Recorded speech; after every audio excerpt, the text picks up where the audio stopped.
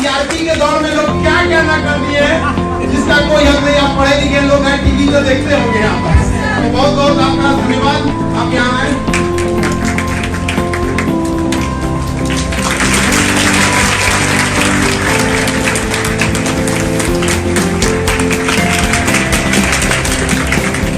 किसी को अपने के लिए समय नहीं रह गया। आज का समाज ऐसा हो गया है कि जनसंख्या डेली बढ़ रही है, लेकिन दूरियां भी उसी के साथ बढ़ते जा रही है। एक वक्त था जब कई पड़ोसी साथ रहते थे और आज एक ही घर में कई पड़ोसी हो गए।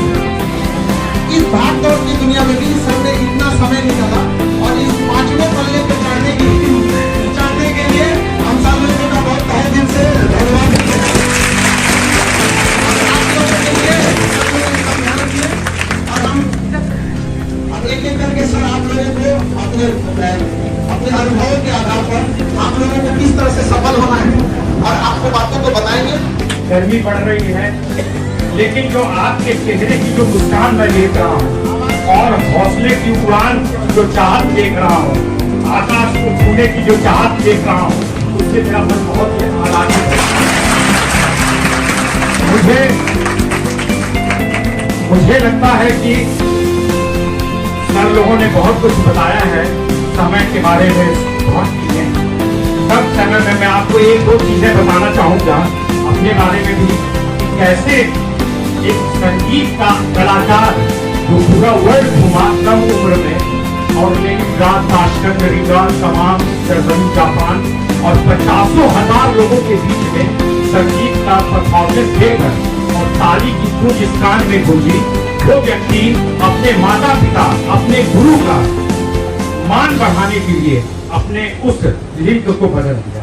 ये मैं बताऊंगा, लेकिन बच्चों आप लोगों से एक चीज मैं पूछना चाहूंगा कि आप लोग मेला में या भीड़ में जरूर गए हैं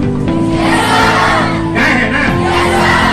तो आपने एक चीज का ध्यान रखा होगा कि या तो आपके मम्मी पापा या गार्जियन आपका हाथ पकड़ के रखे होंगे या आप अपनी उंगली उनके हाथ में ये दिए होंगे कि मेरी उंगली पकड़ के रखो। या तो माता पिता पकड़े होंगे या आप उनका हाथ को जोड़ दे। इसका कारण क्या था? आप कहीं उस भीड़ में गुम न हो जाएं, खो न जाएं, इसलिए गुरु माता पिता आपका हाथ जोड़ के पकड़ा है। इसलिए मैं खान साहब को मैं बहुत ही तहे दिल से इनका मैं शुक्रिया अदा करूंगा। ये एक ऐसे माता पिता से भी बढ़ के गुरु है जो अपने बच्चों का हाथ जोड़ के पकड़े हुए हैं कि वो भीड़ में खो न जाए। तो ऐसे गुरु को चालू करता हूँ और जोरदार तालियां बजाएंगे।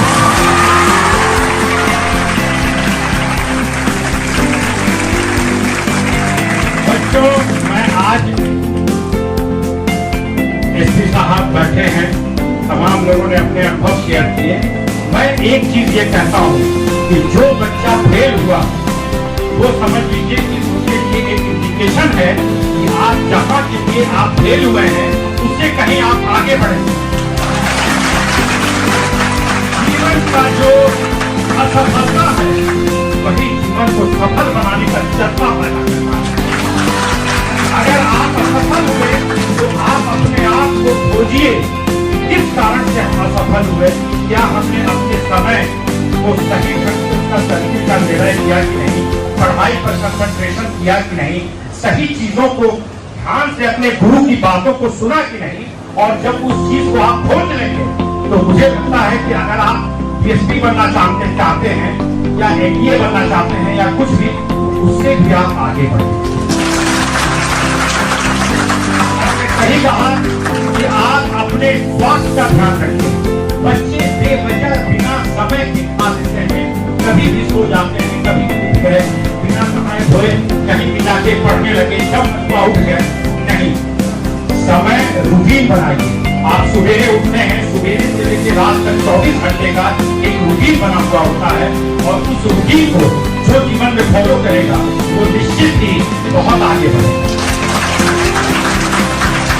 इसमें कोई दो मत नहीं कि आईएएस, आईपीएस और यूपीएससी का ठप्पा हर व्यक्ति लगवाना चाहता है। इसमें कोई दो मत नहीं, मैं मानता हूँ, क्योंकि हर आदमी चाहता है उसके माता पिता किसी पद पर हो, वो चाहते हैं कि मेरा बच्चा यूपीएससी का अगर ठप्पा लग जाता, आईएएस आईपीएस बन जाता,